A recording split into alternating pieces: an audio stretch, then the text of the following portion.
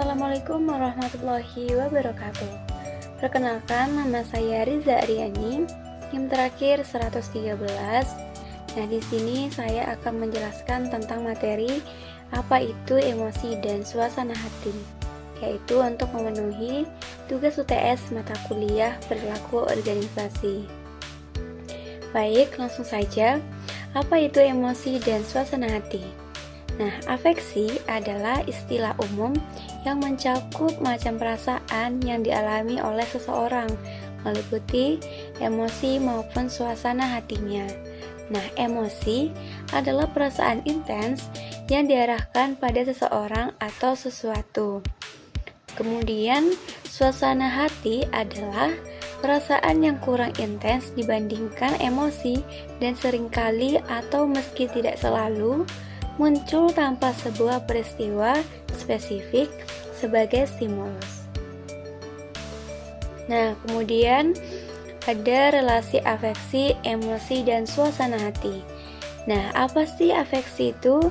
Nah, afeksi didefinisikan sebagai beragam perasaan yang dialami oleh seseorang. Nah, kemudian afeksi dapat dialami dalam bentuk emosi dan suasana hati juga. Nah, apa saja sih yang disebabkan oleh emosi itu sendiri? Nah, emosi itu dapat disebabkan oleh kejadian yang spesifik, yang mungkin waktunya bisa di detik itu atau di menit itu. Kemudian dari spesifik itu akan banyak menimbulkan yaitu rasa marah, rasa takut, kesedihan, kebahagiaan, kemudian rasa terkejutnya. Nah, kemudian biasanya disertai oleh ekspresi wajah yang jelas. Kemudian akan menimbulkan atau berorientasi pada tindakan. Nah, sedangkan kalau untuk suasana hati sendiri itu penyebabnya itu seringkali umumnya tidak jelas. Kemudian berakhir lebih lama dari emosi, jam ataupun hari. Kemudian lebih umum atau dua dimensi utama afeksi positif dan afeksi negatif yang terdiri dari berbagai emosi yang spesifik.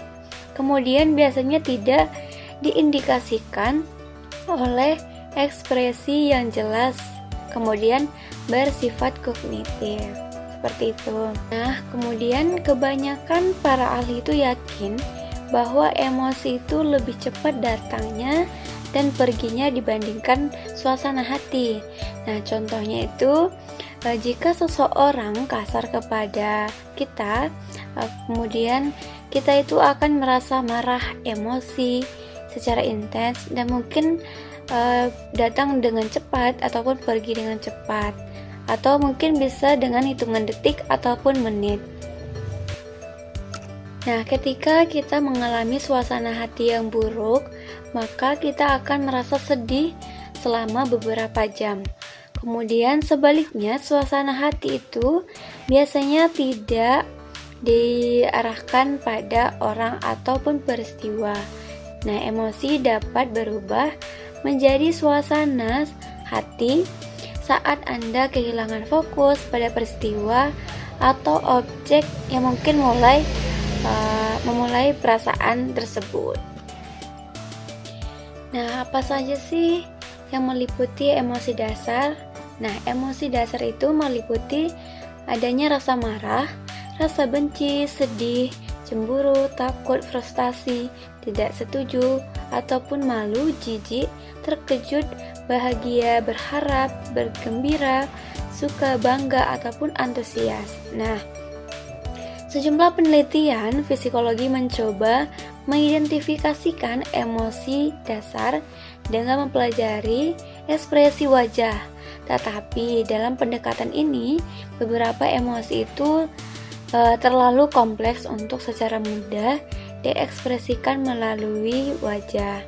Nah, selain itu juga budaya setempat juga memiliki norma-norma yang mengatur ekspresi kita sendiri dalam ataupun ketika sedang emosi, sehingga cara kita mengalami sebuah emosi tidak akan selalu sama dengan bagaimana kita menunjukkannya.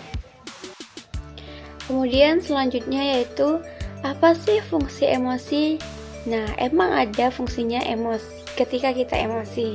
Nah, di sini emosi itu akan memberikan kita informasi yang penting mengenai bagaimanakah kita memahami dunia di sekitar kita sendiri. Nah, kunci dari keputusan yang baik adalah dengan mempergunakan pikiran dan juga perasaan. Nah, apakah emosi membuat kita bersikap etis? Orang yang berperilaku etis setidaknya membuat keputusan berdasarkan emosi dan perasaan mereka sendiri. Ada hubungan antara emosional dan juga moral. Nah, seseorang yang berada dalam suasana hati yang baik dan kreatif dibandingkan orang yang mempunyai suasana hati yang buruk. Mereka akan menghasilkan lebih banyak ide dan banyak pilihan ide di mereka yang original.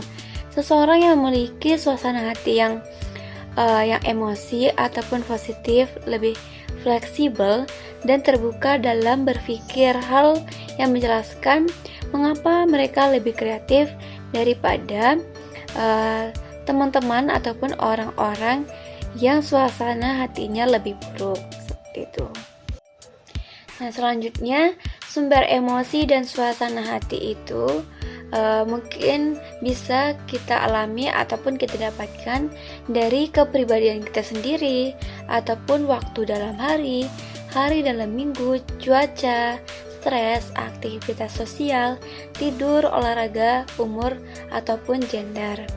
Nah, di sini tuh dapat kita lihat lebih jelas ya teman-teman, kalau emang suasana hati ataupun sumber emosi itu dapat kita dapatkan di mana saja, kapan saja, dan itu waktunya fleksibel gitu, tergantung bagaimana kita menghadapi suatu kondisi tersebut.